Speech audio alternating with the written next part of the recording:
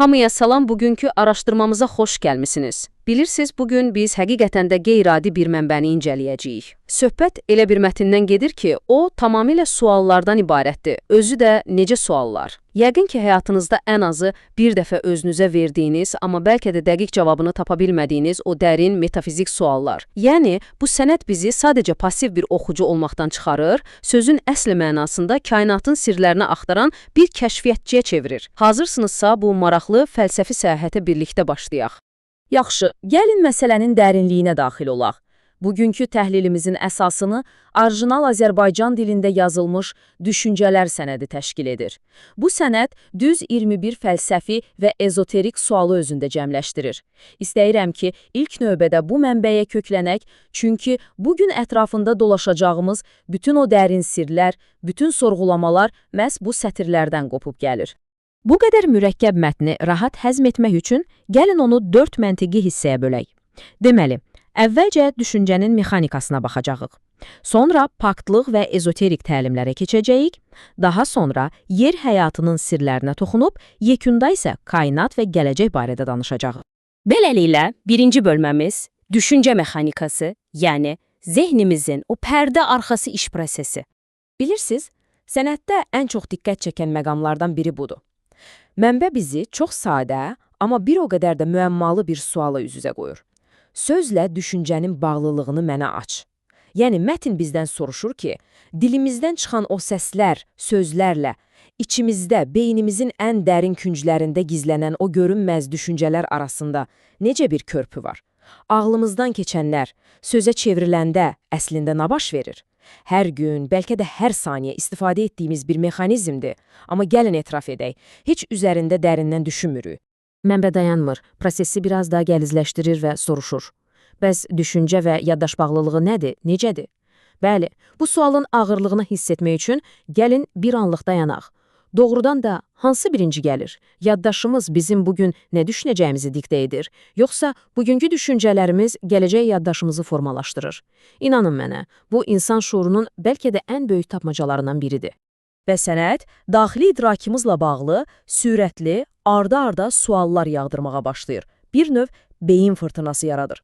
O soruşur, düşüncənin mexanizmini mənə aç, o haradan başlayır? Və ya informasiyanın sürəti barədə nə deyə bilərsən? Düşüncənin informasiyaya bağlılığı necədir? Biz fiziki beynimizlə bu tamamilə mücərrəd olan düşüncələri necə bir araya gətiririk? Daha bitməyib, mətn həmçinin düşüncələrimizdə beynin rolu nədən ibarətdir və 4 növ oxumağın düşüncə ilə bağlılığı varmı, deyə soruşur. Görürsünüz, bütün bu oxlar tək bir hədəfə, ağlımızın o görünməz, amma dayanmadan işləyən mühərrikinə tuşlanıb. Gəlin biraz daha irəli gedək, ikinci bölməyə keçək, paklıq və ezoterik təlimlər. Buradan artıq sənədin mənəvi səhifələrini vərəqləməyə başlayırıq. Deməli, mətn burada konkret bir ad çəkir və tamamilə tərəfsiz bir şəkildə belə bir sual qoyur. Niyə Vahid Rəzaliyev paklığa önəm verib? Paklıqla işığın bağlılığı nədir? Bu proses necə baş verir? Fikir verin, söhbət heç də gündəlik fiziki təmizlikdən getmir.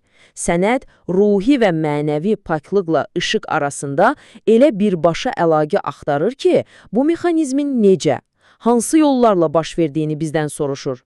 Sanki ruhun təmizlənmə düsturunu tapmağa çalışır. Daha sonra mətndə olduqca spesifik, çox fərqli bir sual çıxır qarşımıza. İlkimiz olan 10 müqəddəs və onların adları və düşdükləri ərazilər barəsində başqa elmi və dini kitablarda məlumatlar varmı? Yəni, bu artıq sadəcə fəlsəfi bir yanaşma deyil. Mətn açıq şəkildə iddia edir ki, ilk 10 müqəddəs anlayışı mövcuddur və bizdən istəyir ki, gedib digər elmi, dini mənbələri vərəqləyək, bu simaların, onların yaşadıkları məkanların izlərini axtaraq. Və məhz bundan sonra sənəddə böyük hərflərlə yazılmış, olduqca ciddi bir xəbərdarlıq, necə deyərlər, bir nida yer alır.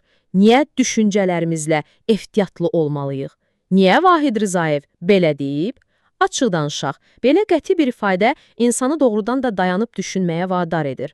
Deməli, mənbəyə görə bizim o sakitcə beynimizdən keçirdiyimiz düşüncələr heç də passiv və zərərsiz bir şey deyil. Onlar real gücə malik bir enerjidir. Yaxşı, bəs niyə bu qədər ehtiyatlı olmalıyıq? Bu cümlənin altındakı əsl fəlsəfə nədir?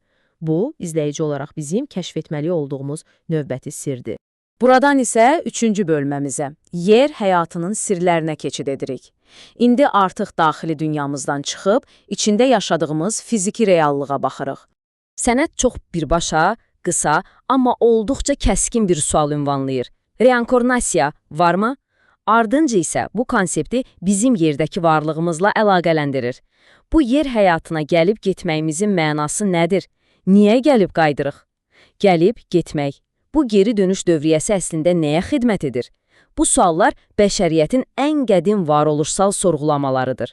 Mətn yer üzündəki həyatımızı sadəcə doğulmaq və ölmək kimi bioloji bir proses deyil, sanki böyük, kosmik bir məktəb kimi təqdim edir. İnsan həyatından dərhal sonra mətn tamamilə başqa bir canlı növünə keçid edir və çox gözlənilməz bir sual verir. Heyvanlar niyə və nəyə görə yaranıb? Düşünün, əgər doğrudan da bu dünyadakı hər bir zərrənin mənəvi və ya kainat miqyasında bir təyinatı varsa, o zaman digər canlıların, bizim də bir parçası olduğumuz bu ekosistemin digər sakinlərinin əsl missiyası nədir? Və gəldik mənim ən çox bəyəndiyim məqamlardan birinə, mənbə daxili fikirlərimizlə ətrafımızdakı ən təməl fiziki elementləri də bir araya gətirir. Sual belə səslənir: su ilə münasibətimizdə niyə ona xoş düşüncə ilə yanaşmalıyıq? Fikir verin, birinci bölmədə daxili səsimiz olan düşüncədən danışırdıq, indi isə xarici dünyanın, həyatın can damarı olan sudan, xoş bir düşüncənin su kimi fiziki və həyati bir maddə necə təsir etdiyini sorğulamaq. Acığı, bu reallığa olduqca qeyri-adi və heyranedici bir baxışdır. Və nəhayət 4-cü bölməmiz, kainat və gələcək. İndi miqyası tamamilə böyüdürük və baxışlarımızı o sonsuzluğa, dünyanın aqibətinə yönəldirik. Mətndəki bəlkə də ən əzəmətli suallardan biri məhz burada qarşımıza çıxır. O, mütləq konseptini təqdim edir və neytral bir maraqla soruşur. Kainatların sahibi mütləqi ilə rabitəmiz nə ilə və necə yaranır? Sual çox aydındır. Bizim kimi kiçik bir fərdlə yaradılışın o ən ali zirvəsi arasındakı gözə görünməz bağlantı əslində necə işləyir? Bizi o böyük bütövə bağlayan vasitə, o rabitə xətti nədir? Və bundan sonra mənbə sanki qarşımıza əsl suallar divarı hörür. Dinləyin, yer kürəsindəki anormal hallar niyə baş verir? Bu işdə düşüncənin rolu varmı? Yer üzündə qızıl əsr olubmu? Olubsa nə vaxt olub? Bir də olacaqmı? Şərtləri? Ardınca isə içində böyük bir ümid daşıyan o cümlə gəlir. Gün gələcək. O gün olacaq, yaxşı işlər olacaqdır. Bu işdə düşüncənin rolu nədir? Niyə olacaqdır? Səbəbini mənə aç. Görürsünüz, bu artıq fərdi yox, kütləvi bir sorğulamadır. Kollektiv şuurumuzun, o haqqında danışdığımız düşüncənin bütöv yer kürəsinin taleyinə necə yön verdiyini araşdırır.